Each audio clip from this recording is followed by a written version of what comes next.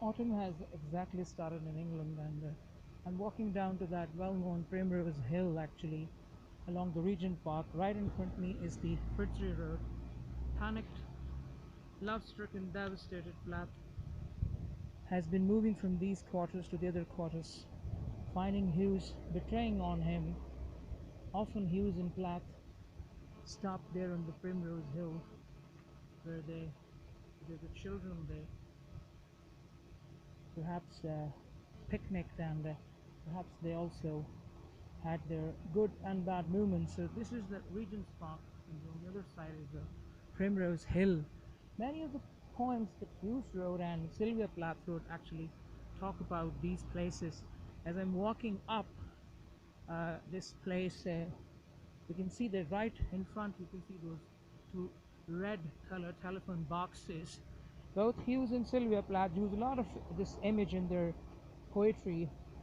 The telephone, the dead telephone, the telephone without wire, the telephone which conveys a lot.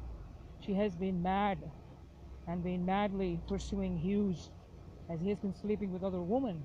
You can see that was the devastated winter of 60s, and we can still see the early signs of autumn. The many poems in which he talks about the winter of England and the difference of the two countries, United States of America and England.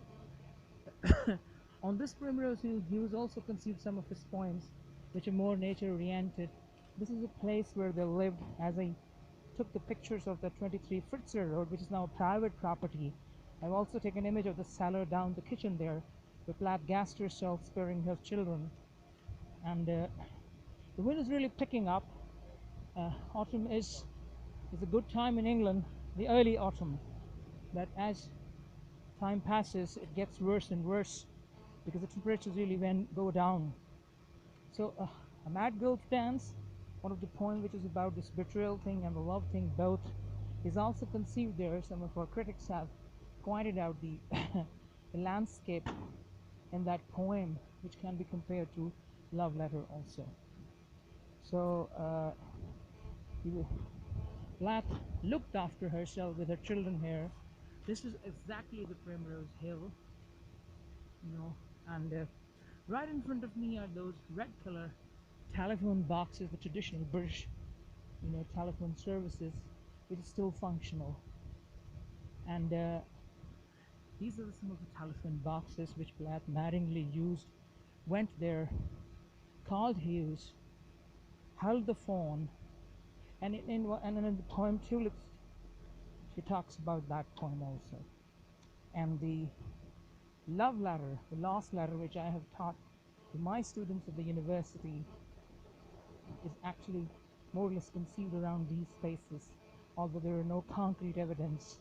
But these are some of the spaces, the objects and the images, and the extensive topography of the poems, specifically leading poems which talk about her intention of killing herself, are uniquely painful. And it's really, it matters that these are the red telephone boxes, which the film has also used this place. This is the upward, sorry, Primrose Hill. As you see this, the Camden Primrose Hill. This is the place where Plath and Hughes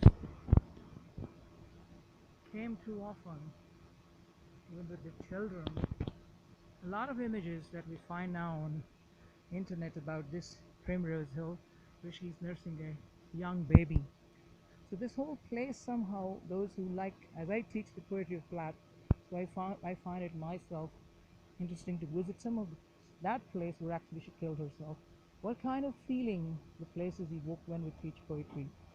So these are the red boxes which Plath used. And moving forward, this is the whole Primrose Hill down there, and she has been taking her groceries from there. There are butchers' shops, there are barbers' shops, and there are many other shops as she was looking after her kids.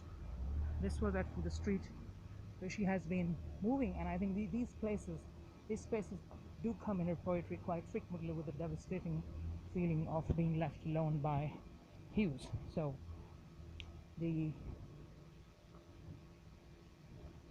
English poet and the American poet We're making matrimonial journey down there. You see these are all the places, these are all the shops you see, which come here and there vaguely, implicitly in her books, sorry, in her poems. So I'm just stopping myself here. It was really getting difficult reaching this place. Well, one needs to have that madness in himself as a writer to teach writers to come to this point of interest. Thank you.